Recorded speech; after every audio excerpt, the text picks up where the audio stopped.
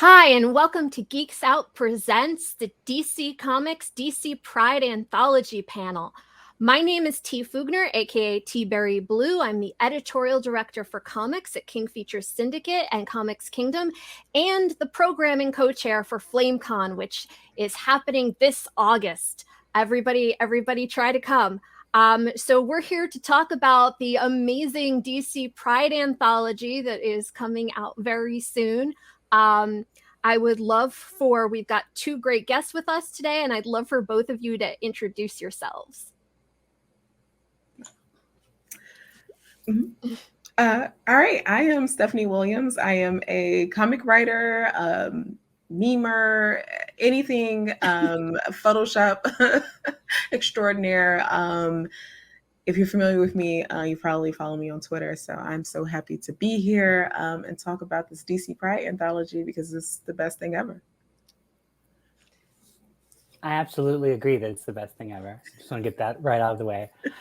I am Jadzia Axelrod. I'm a comic writer and illustrator, and I wrote Galaxy the Prettiest Star and a story in the DC Pride Anthology. Awesome. Welcome. Thank you both for joining me today. So I'd like to know, without, spoiler free, tell us a little bit about each of your stories. So, what characters did you write about? What's the scenario? Was there anything that really inspired the stories that you're telling in this anthology? And I guess, Stephanie, you can start again. All right.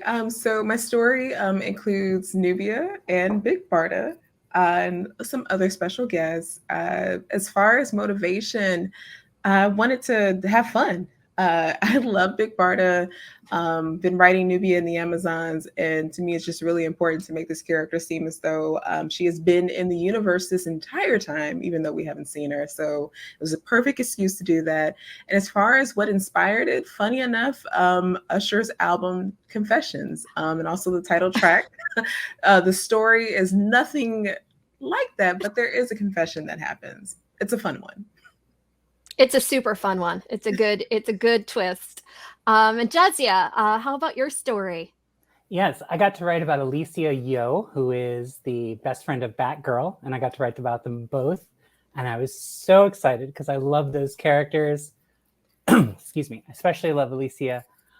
She's just a marvelous character. And if you read the old Gail Simone stories back, it was 2010 or something, so old is relative. If you read the first Alicia Yo stories that Gail Simone wrote, she clearly had a through line that was going that at some point something was going to happen to Barbara Gordon and Alicia was going to have to take on a superhero mantle at some point. And we never got that because of whatever reason. So this was my chance to kind of give her the superhero moment that she was clearly being set up to have and never got. And I was very excited to do that. Yeah, it was very cool to see something that I know Gail Simone herself has talked about finally come to fruition. So congratulations.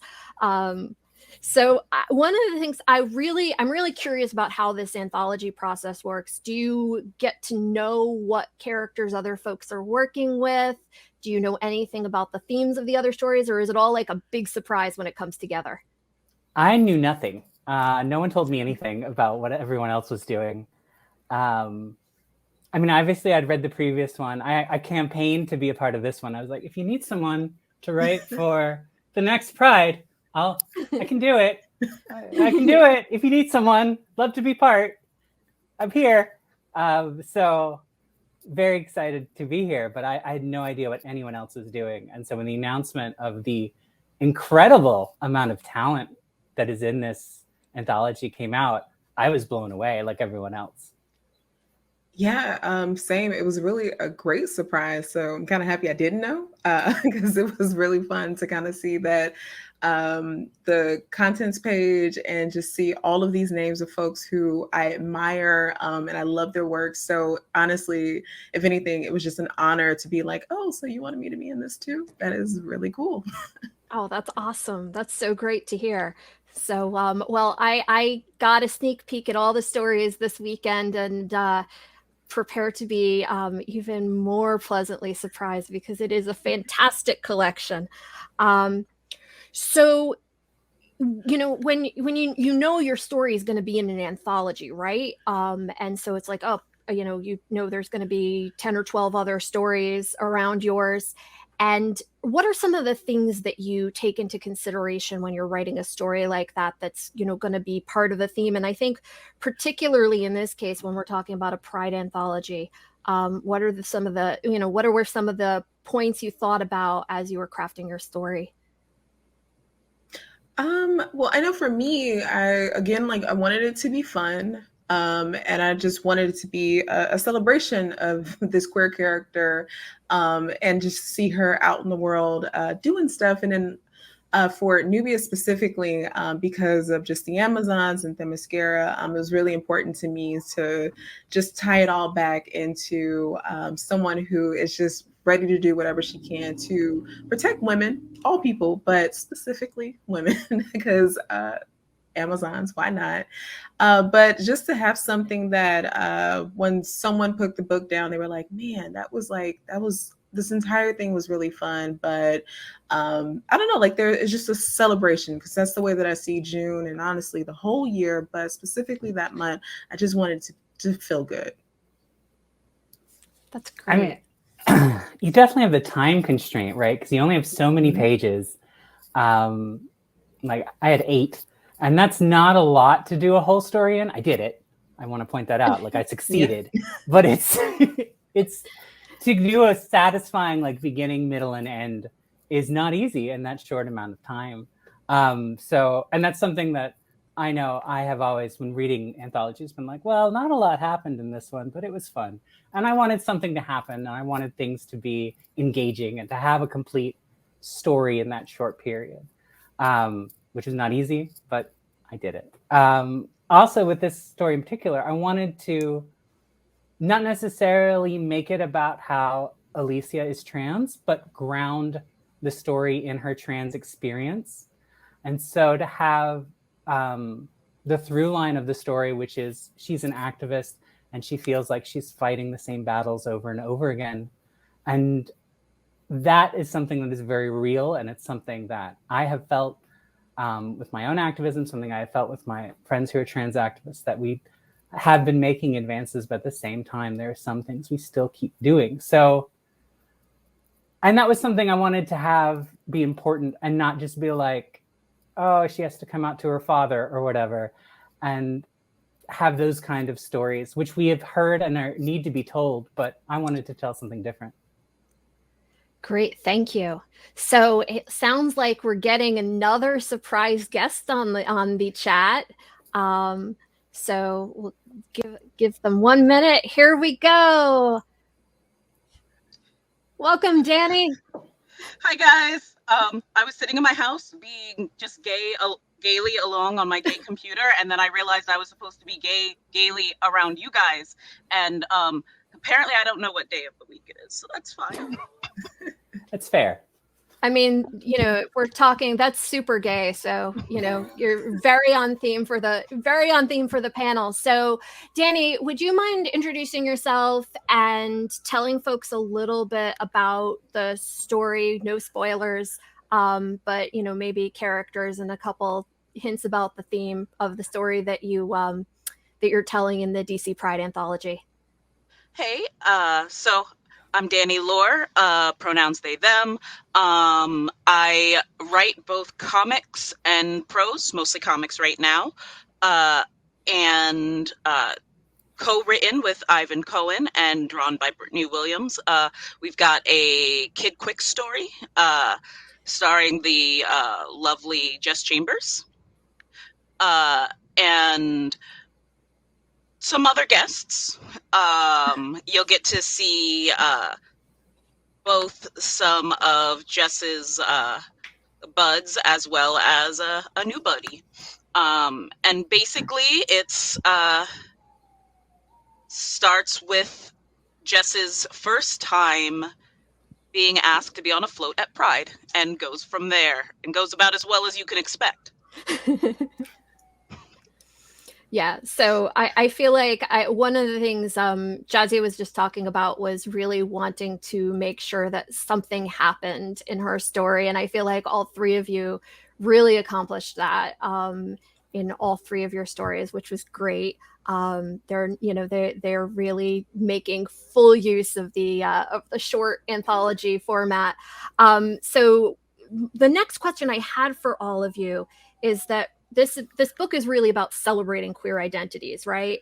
And I wanted to know, and I think Stephanie talked a little bit about this in our last question, but how did your particular vision of Pride, the way that you experience Pride, influence your story?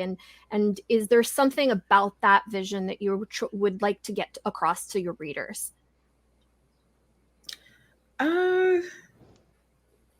I hope this doesn't sound too superficial, but for me, it is simply existing.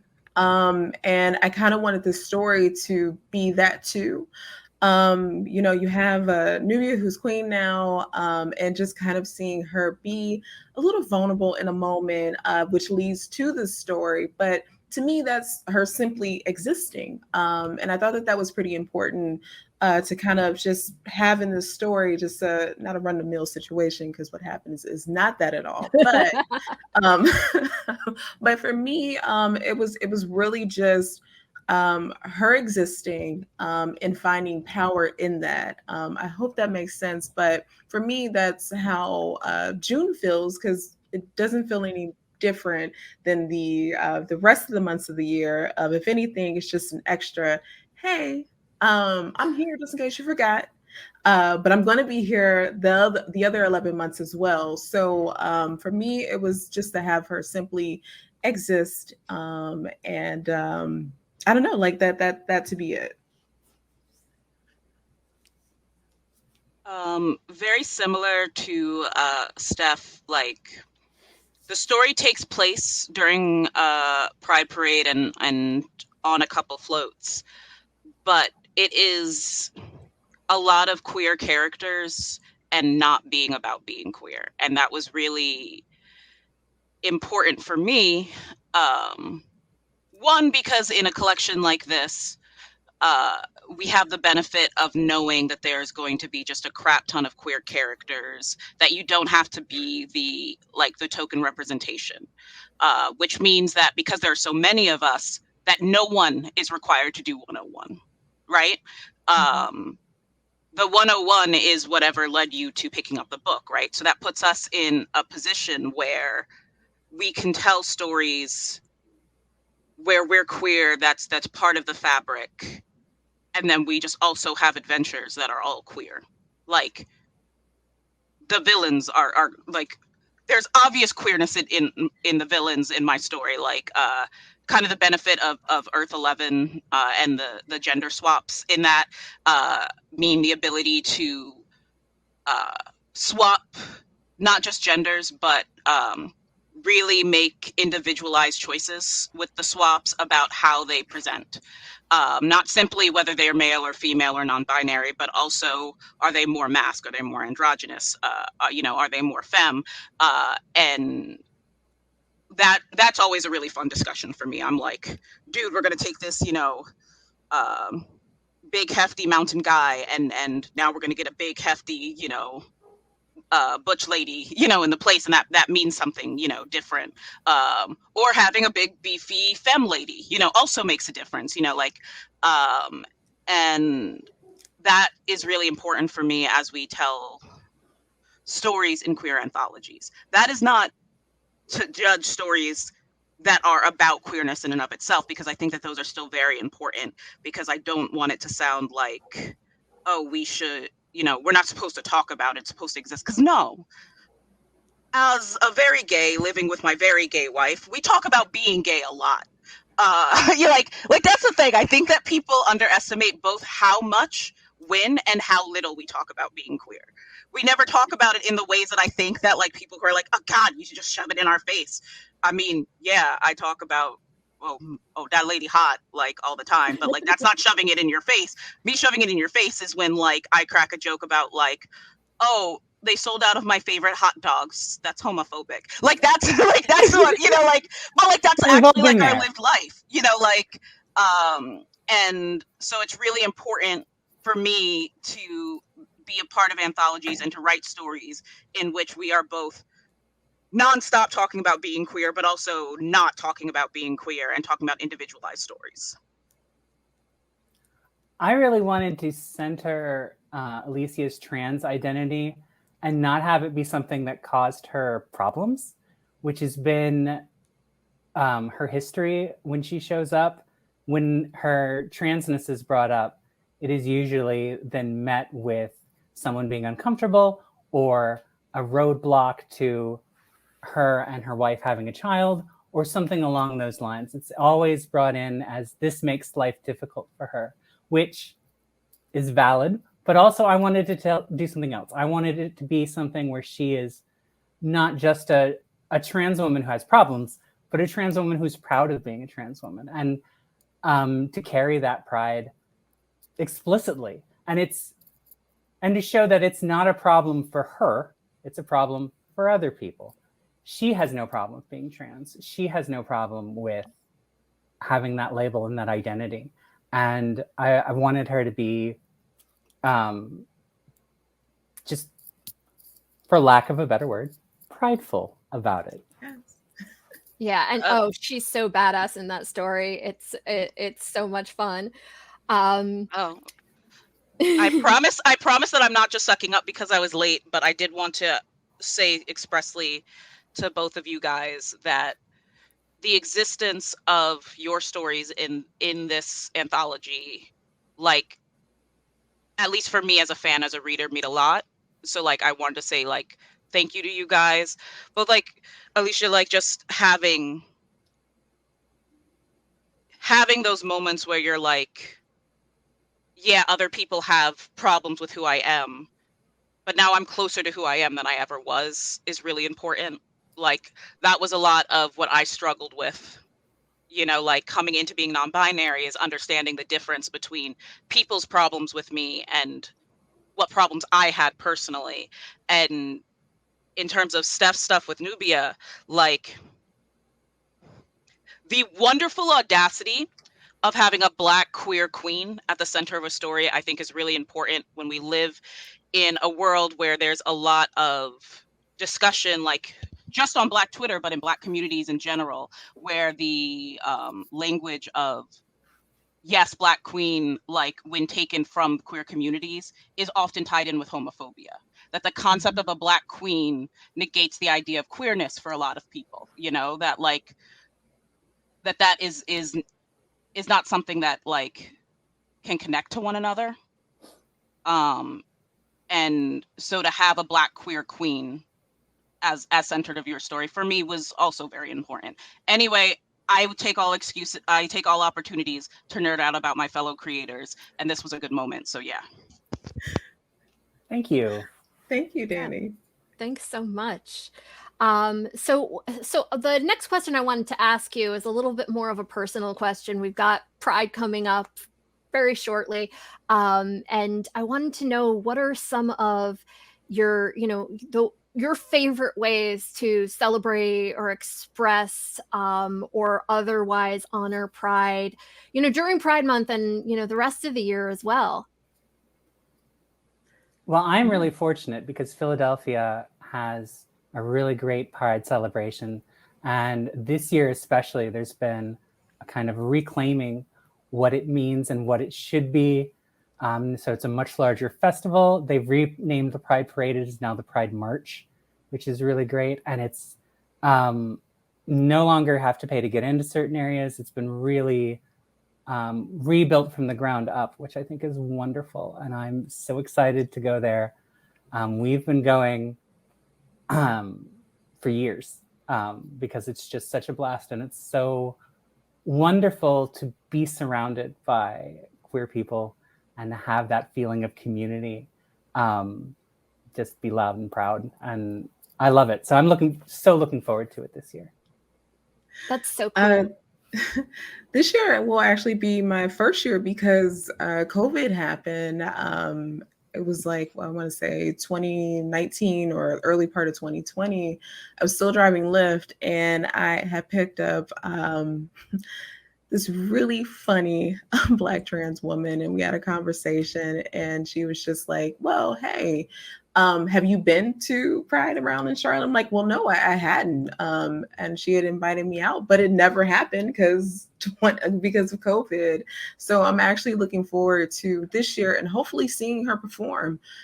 So I am really excited and looking forward to it because Charlotte is just a beautiful place. And there is a lot of just really strong queer communities, especially uptown. So I'm actually looking forward to this being my very first Pride that I'm actually going to. I've been in some and didn't know. Right? I didn't realize. So after I was like, oh, okay. Damn, I wish that I was actually was here at this event for Pride. Talking about Dragon Cons, they usually have their Pride celebration around the same time as Dragon Con, but I'm just looking forward to it. So yeah, I'm really hyped about that. That's so exciting. I hope you love it like every bit as much as you hope to and more. Yeah. So I'm a little odd in that, like, I have big crowd anxiety. Both me and my wife do, so I tend not to go to Pride events. Like, I enjoy, like Flamecon with Geeks Out, like, and other nerdy events, but I tend to, like, kind of drift off to the side or stay really, really close to my friends. Hi, Vita, wherever you are. And hope that they, like, are a barrier between me and other people before I panic and say something silly. But I also was born in June. I'm a Cancer Gemini cusp. So I just celebrate me all month until, exactly it turns July and my wife goes, it's Leo's time.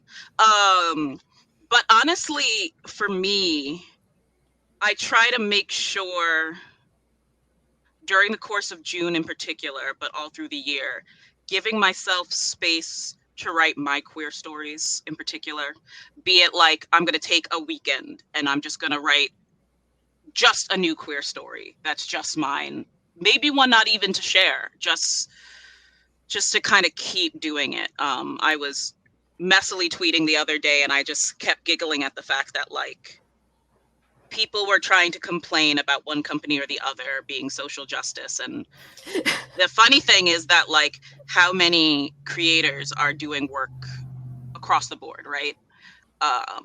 And also, they can't stop us. And that's my celebration of Pride, right?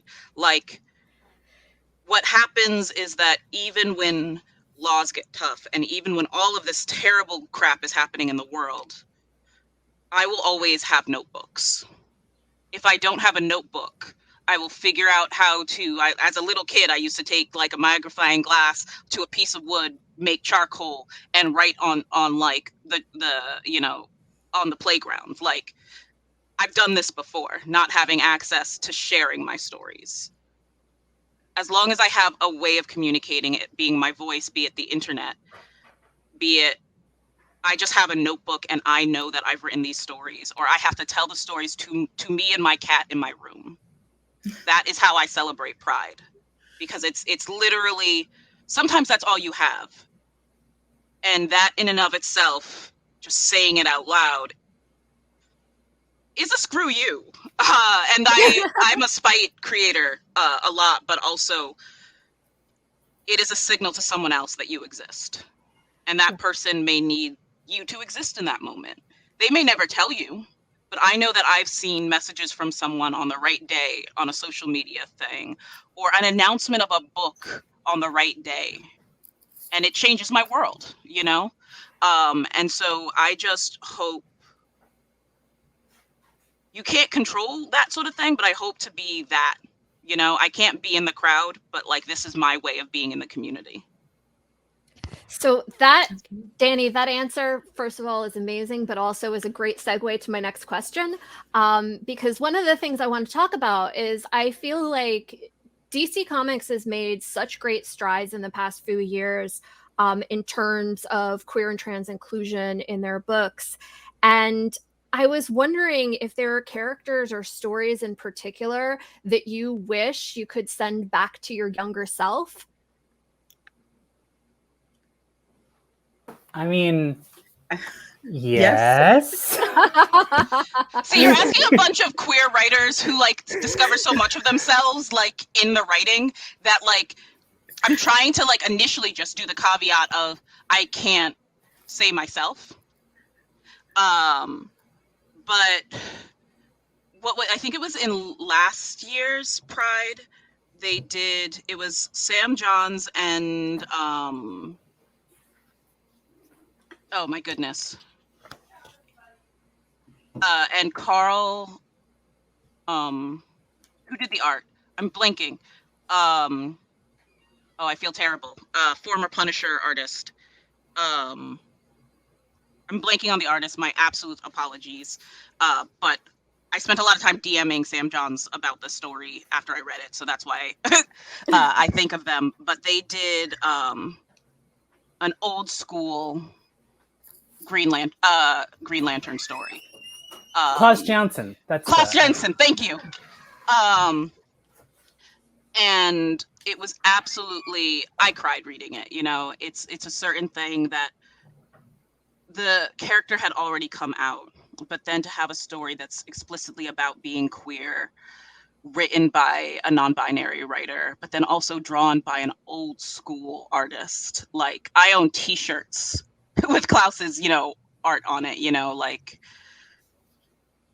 that merging of time periods matters. The idea of it being Klaus and these, you have all these haters in the world who talk about like, you're trying to destroy the old school, but no, Klaus worked on this with Sam, and that matters. And it's a beautiful story, and I cry clearly even thinking about it, right? Like just going that these stories will matter. These stories will matter for so long, and you will be able to do stories like this, you know? At the same time, like almost any bizarre queer comedy story, like that the gayness is not the joke, because that took a long time for me to learn that that was okay. That you didn't have to hate yourself to do gay comedy.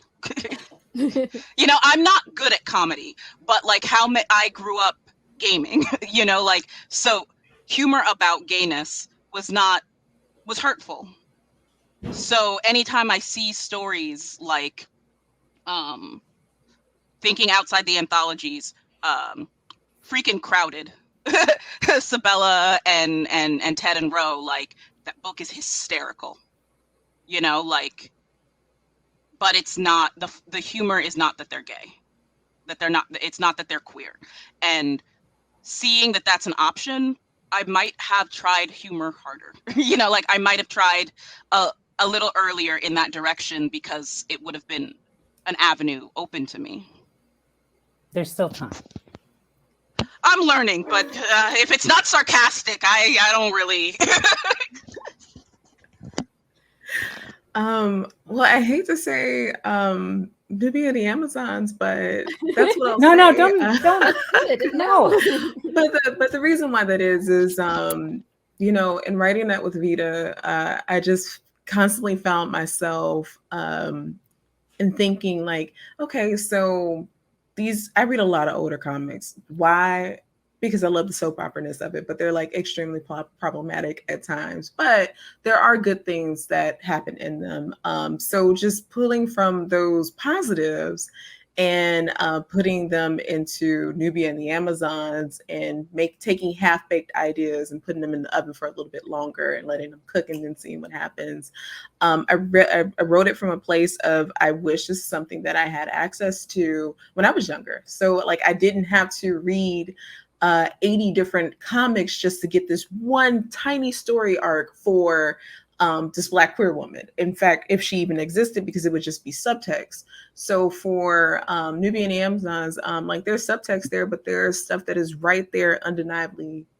So that there is no trying to read between the lines on everything. It's just there. So I will say Nubia, because like, how cool is it to have this Black woman, this queer Black woman who is queen and is allowed to be wrong sometimes, to be soft, to be a badass, to be vulnerable, and then still have folks who she can lean on just as much as she can take down a Hydra. So yes, it is Nubia in the Amazons. With how many queer Black people in the credits too? Like, yes, that part. And Bia to be there. Yeah. I love this question because I love this question because I love thinking about taking someone's work that they're super proud of and going back in the past and like being like, even if you have to like, you know, time travel, erase their memory, whatever, so that like they can still make it in the future, just have that moment of handing them that, like, of being like, don't just look like at the fact that this was written, but your name is on it, and think about what you were doing in that moment that led up to that, right? Like that, like you will be able to do this, and that's so cool. Yeah, that's exactly why I wrote Galaxy. I mean, it was absolutely to give my teen self the book that I never could find, and to have something that was like had the representation of trans identity that matched my experience. Because when I was a kid, I did see there were trans characters in comics, obviously, but they were always tragic, and they were usually, the trope at the time was definitely this person is a woman because they failed as a man, or this person is a man because they couldn't be a woman.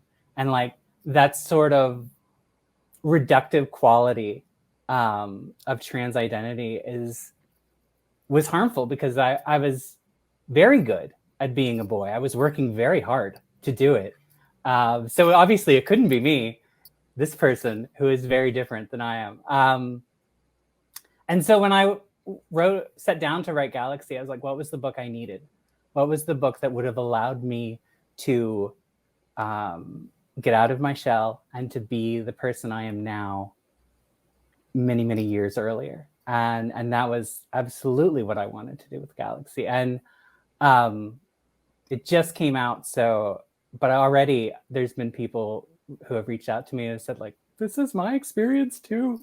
And which really touches me. There's that quote, I think it's from F. Scott Fitzgerald, which means probably Zelda said it and he stole it. But it was like, this is a book about me. If I did it right, you'll think it's a book about you. And that's my hope with Galaxy, because I did just write it for me, and more importantly, the teenage me who needed it. That's so beautiful. That's awesome. Yeah, that's really great.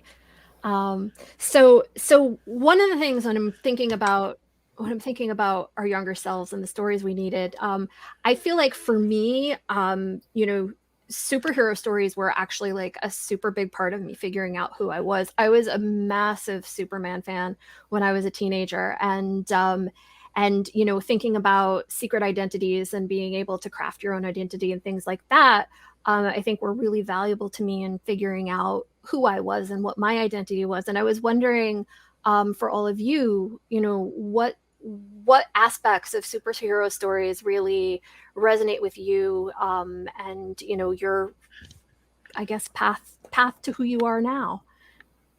Well, every queer person knows what it's like to have a secret identity. I think that's true no matter who you are. Every queer person, every trans person knows that feeling of like, there's something about me that I can't say out loud for personal reasons, for safety reasons, for protective reasons, whatever. And so like that, I think, resonates with all of us. That's something I've noticed talking to all my queer friends and thinking about these stories a lot.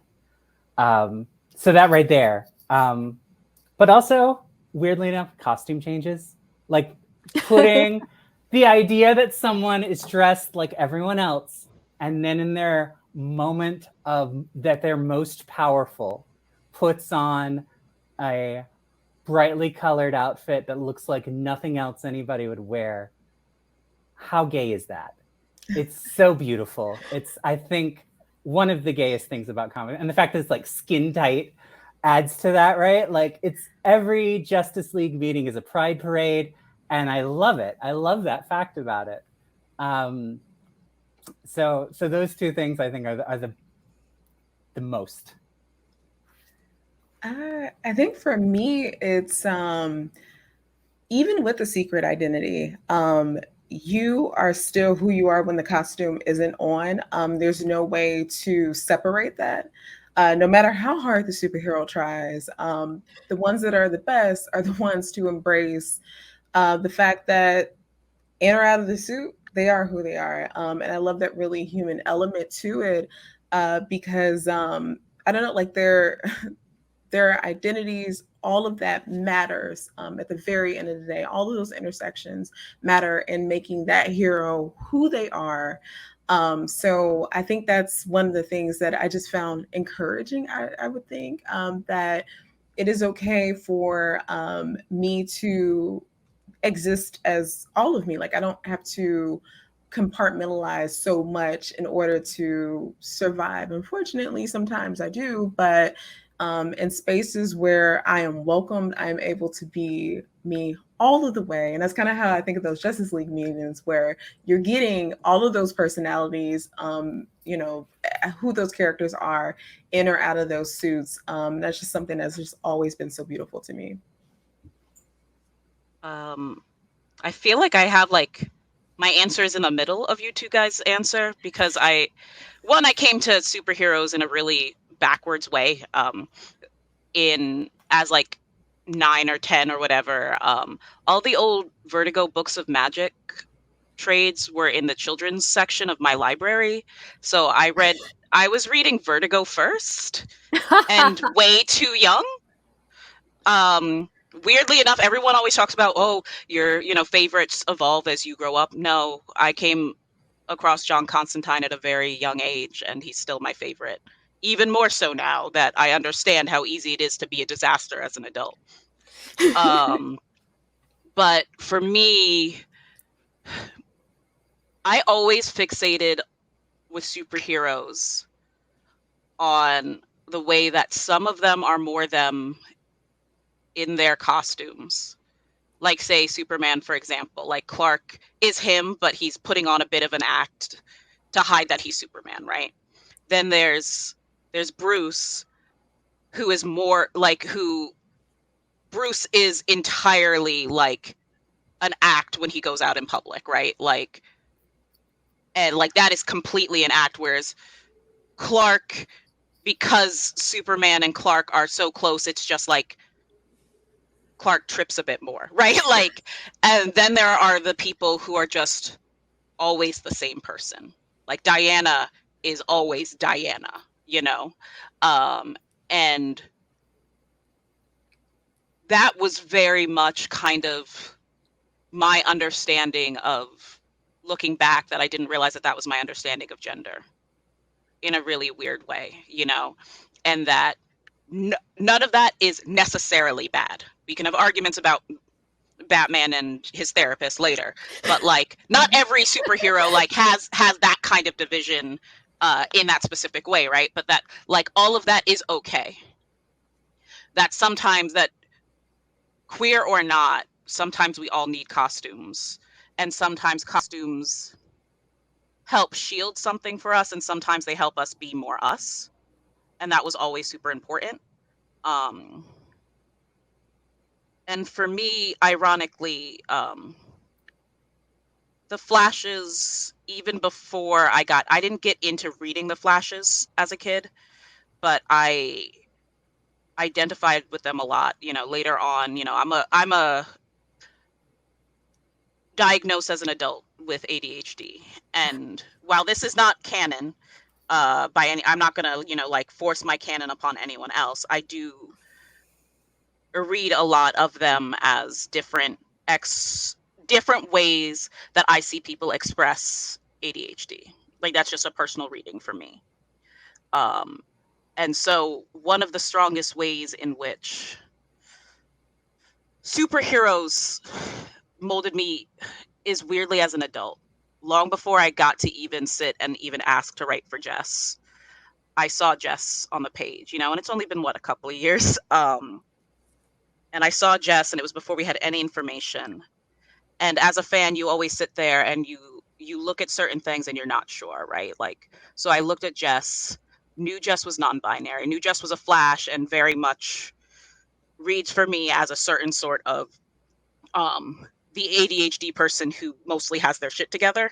But then I looked at Jess's skin tone, and I didn't want to hope or assume, but I remember I just sucked it up and I messaged one of my friends in editorial, and I was like, I may be assuming because of skin tone, but like, Jess isn't white, right? Like, and I got that confirmation. And so I was looking at a page where there was a Black non-binary character, and I started crying. Like, I started crying at the text, at the confirmation, right? Because that was unheard of to me, and it was so recent. And the fact that characters are still happening that have that effect on me, like, I am every day being affected, and my world is broadening because of these characters that people are bringing into these superhero books.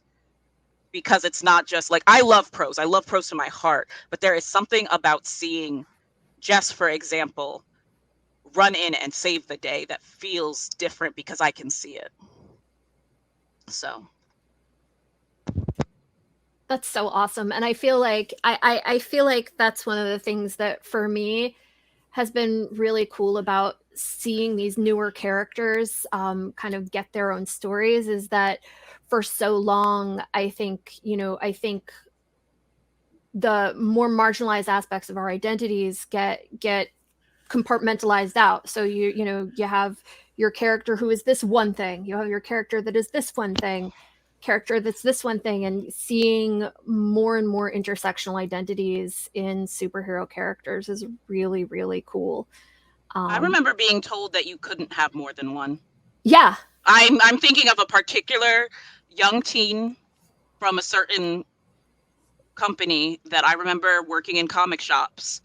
And when there was a rumor, wasn't even true, but it was a rumor that this character might be queer, being told by multiple people that that couldn't be, because that was too many intersections, that was just ridiculous.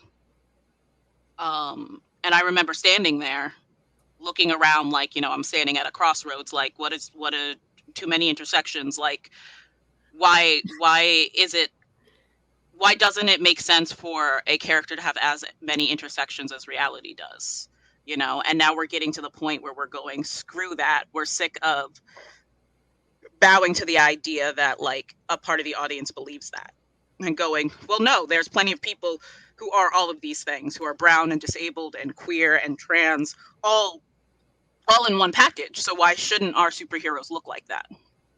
Yeah. So I want to know, and we're getting close to wrapping up here, but I would love to know what you hope to see as the next chapter for LGBTQ plus inclusion in comic books, and particularly in superhero comic books. More. I mean, as simple as it is, more. But I don't mean just more characters. I mean just more folks behind the scenes, be it writers, editors, artists, just editors in chief, all of that. Just more, because again, this whole thing of existing, right? This is what the world is. This tiny Earth spinning around the sun, one of many in a galaxy that is one of many, right? So why it doesn't make sense to me, it never has, that things have been just so limited. Life is not that in any kind of way. So as simple as this answer is, more, and not just more, but I don't even want to necessarily say acceptance of that, right? Because it means that kind of giving power to those who don't want it. But I mean, at this point, if it's more, what are you going to do? You can't do anything about it. So it will just have to be what it is. But more queer characters, more trans characters, more creators, just more. Yeah, 100%. And this is somewhat self-serving, but like, there's so much talent in the Pride Anthology.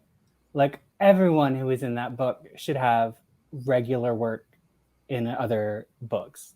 Like, there's no reason that anyone, myself included, but anyone who did those stories should not be, also writing a monthly book or having a series of graphic novels coming out or all of that stuff, because the talent is just incredible. It's immense, and every single one of those people deserves more work than just an anthology that comes out in June. And a lot of them have that, and that's great. But it should be all of them, and also all the queer creators who are similarly talented who didn't get into the anthology for whatever reason. So yeah, absolutely 100% that.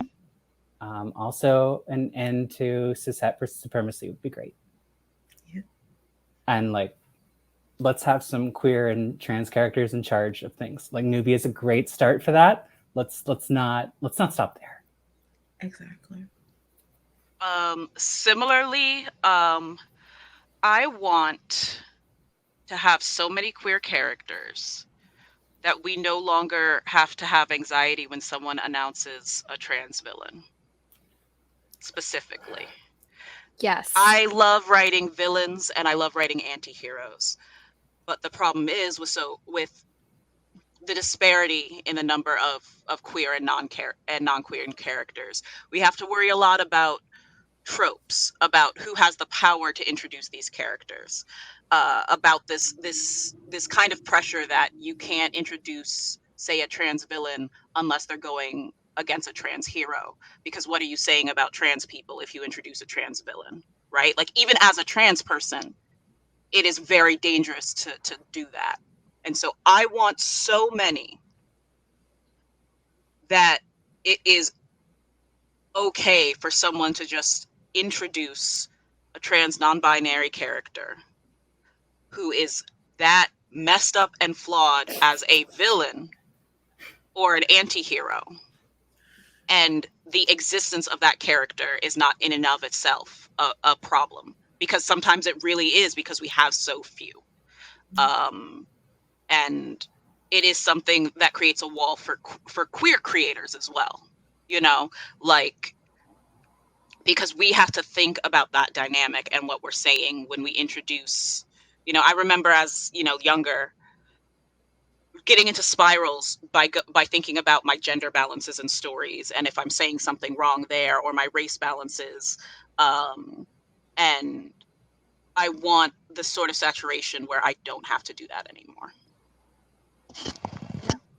All right, so I've got one last question, and this is kind of a silly lead out question, but Flamecon is coming up in August. It's August 21st and 22nd. For those of you who are hoping to attend, we'd love to see you. And I'd like to ask you all if you could bring any DC superhero along to Flamecon with you. Who would you bring and why? Well, not bringing Nubia, because she can stay home. But Sorry, I got the dates wrong. 20th and 21st. I don't know what I was thinking. Flamecon is 20th and is August 20th and 21st.